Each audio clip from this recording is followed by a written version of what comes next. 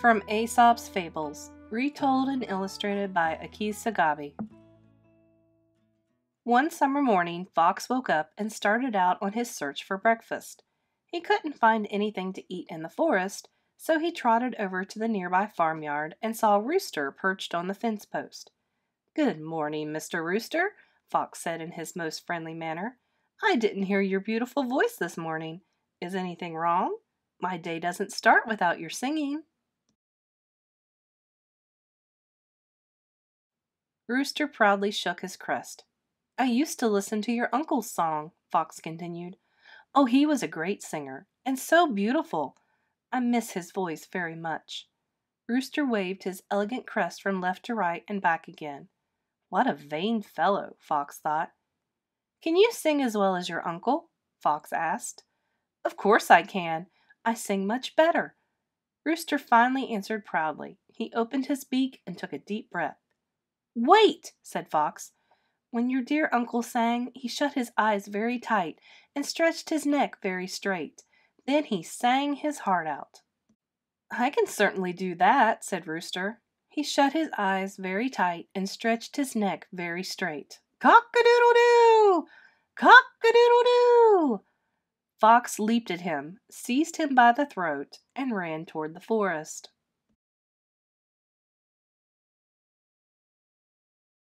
The farmer saw Fox and began to chase him. "Stop! Thief!" he cried, and came closer and closer.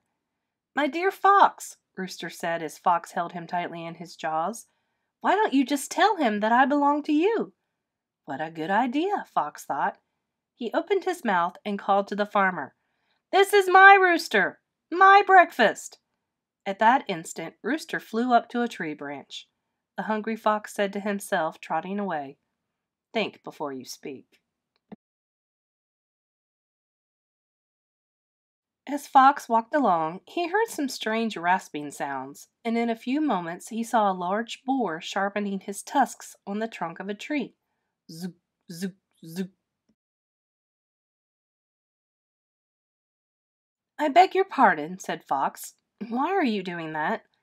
"I'm sharpening my tusks," Boar replied. "These are the only weapons I have to fight my enemies. Unlike you, I have no sharp claws or fast feet." Fox looked about. Except for the noise Boar made, the forest was silent and peaceful. Surely this Boar was a fool to spend his time this way when there was no need. "But there's no danger here that I can see," Fox said. "Not at this moment," replied Boar. "But when the hunters come after me with their dogs, then it will be too late to sharpen my tusks." He went back to the tree. Zoop, zoop, zoop. Fox walked away and thought, "He's right. If you are prepared to defend yourself, you have nothing to fear." Fox was very hungry now. He soon came upon a large vineyard at the edge of the forest. Bunches of juicy grapes hung from a trellis. They looked ripe and ready to eat. They smelled delicious. "What beautiful grapes!" Fox licked his lips and jumped up to get a bite of the purple bunches, but he couldn't reach them. He jumped again and again and again, but the grapes remained beyond his reach. He could get nothing. Finally he turned away and said angrily, "I don't want those grapes anyway. Look at them. They're probably sour." He walked back into the forest. Boar, who had been watching, said, "We often pretend to dislike what we can't have." It was lunchtime now, and Fox was still without food. Then Fox saw Crow sitting on a branch with a piece of cheese in her beak. "Surely this is my chance to have something to eat," he thought, and so he addressed Crow. "What a handsome bird you are," Fox said.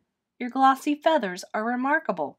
Why, I believe not even the peacock's splendor can equal yours."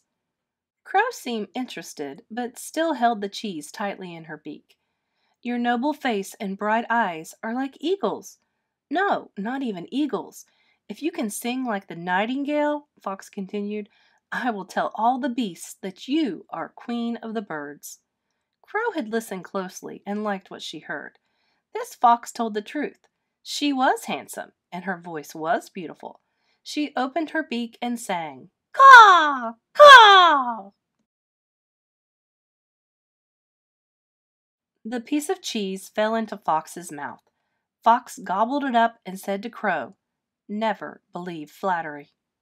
After taking a nap, Fox trotted down the path and saw Rabbit huddled in the underbrush, trembling. A few seconds later, Deer ran past him with terror in her eyes. Fox became alarmed. Obviously, some terrible danger lurked in the forest. Peering over a hedge, he was surprised to see Old Lion snarling and pawing the ground. But when Fox looked more closely, he saw it wasn't Lion at all. It was Donkey. He was draped in a lion skin and was enjoying the spectacle of the forest animals who ran in fear at the sight of him. Fox leaped over the hedge and stood in front of Donkey. "So you aren't afraid of the King of Beasts?" Donkey said to Fox in a growly voice. "We'll see about that." He bared his teeth and gave his best imitation of Lion's roar.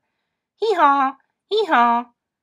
Fox burst out laughing. "You can't frighten me," he said. "I see your gray ears under the lion's skin, and I hear your bray." He trotted through the forest thinking, "No matter how hard you try, you can't hide your true self." It was late, and Fox was getting hungry again. He sniffed the air for something good to eat, and this time his nose took him to a small hollow in a big oak tree. Inside, he saw some fragrant bread and fruit that had been left by a woodcutter a short time earlier. Fox crept inside the hollow and ate every last morsel. "That was delicious," said Fox. "I am finally satisfied. Time to go." But when he tried to crawl out of the hollow, he found he was stuck. He had eaten so much that his stomach was too big to squeeze through the narrow space. To make matters worse, his meal had made him very thirsty. "I can't even get a drink of water," cried Fox. "What shall I do?" Raccoon passed by and heard Fox's lament. "You'll have to stay there until your stomach shrinks again," he said wisely. "Next time, don't be so greedy." Fox had to admit Raccoon was right. He settled back into the hollow. "Ah, well," he said, "time fixes everything." Fox fell fast asleep, and by the time the moon rose, Farmer, Rooster, Boar, Crow, Rabbit, Deer, Donkey, and Raccoon had done the same. Thank you for watching. Please remember to like, share, and subscribe. And if you would like to read the entire book of Aesop's Fables, please check the link in the description box below.